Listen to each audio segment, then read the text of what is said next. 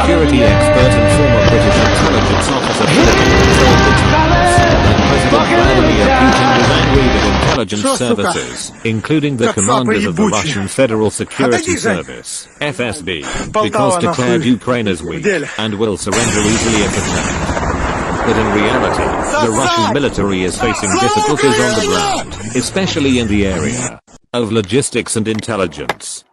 The man-portable missile, meanwhile, is playing a pivotal role in Ukraine's resistance to Russian forces.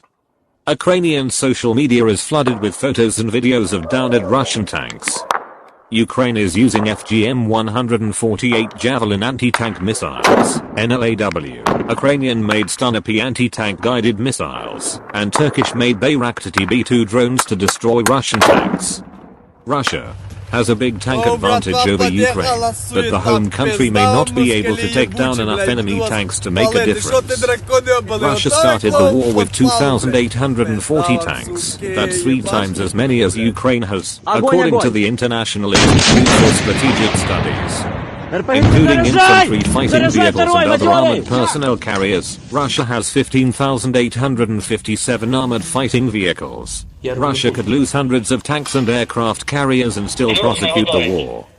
This war of attrition favors the Russians due to their numerical advantage, but the Ukrainians are fighting a determined battle against the Russian armor. Oksana Markarova, Ukraine's ambassador to the United States, stated, as of March 12, more than 12,000 Russian troops were eliminated from the battle.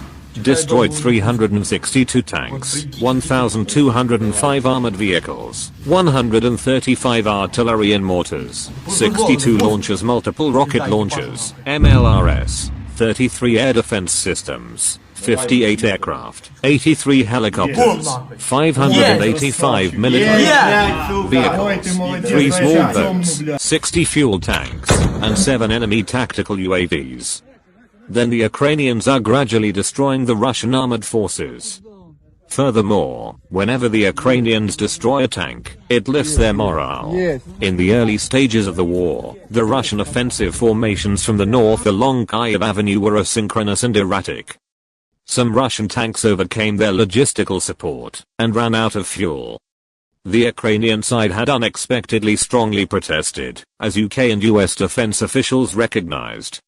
Major contributors to the Ukrainian resistance were Western-supplied weapons, notably Javelin, anti-tank guided missiles, NLAW, and FIM-92 Stinger man-portable air defense missiles, which can be launched from the system-manned air defense system and domestic Stugna-P anti-tank guided missile. Russian Defense Minister Sergei Shoigu recently suggested that the Ukrainian military possesses more Javelin missiles than some NATO members.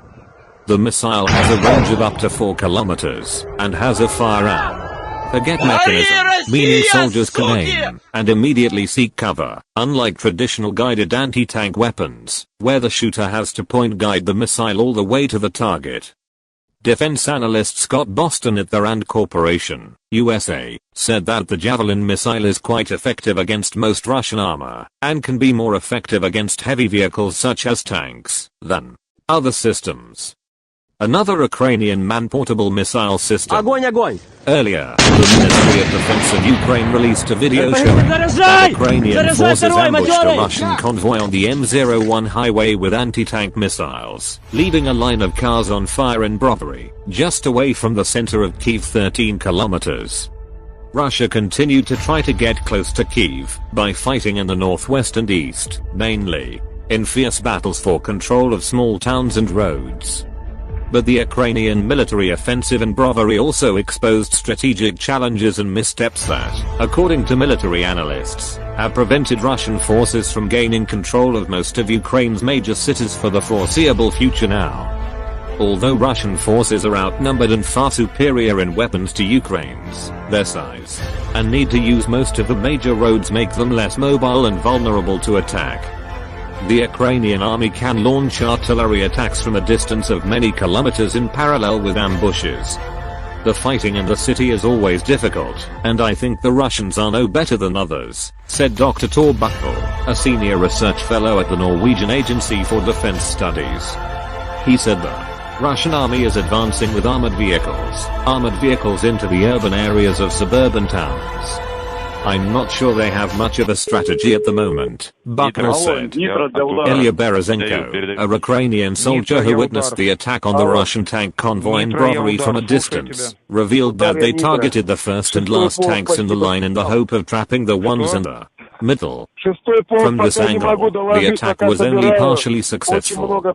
In a drone video of the ambush released by the Ukrainian Defense Ministry, several Russian armored vehicles can be seen driving away, seemingly unharmed, while others burst into flames. However, Berezhenko said that from a soldier's point of view, the video showed Russia's mistakes. According to this soldier, the armored convoy on the road is an easy target to hit. Their artillery went first, then the tanks. The whole situation was weird. I don't understand why they did that. Maybe they wanted to confuse us. Maybe they had a different mindset about his activities, Mr. Berezhenko recalled.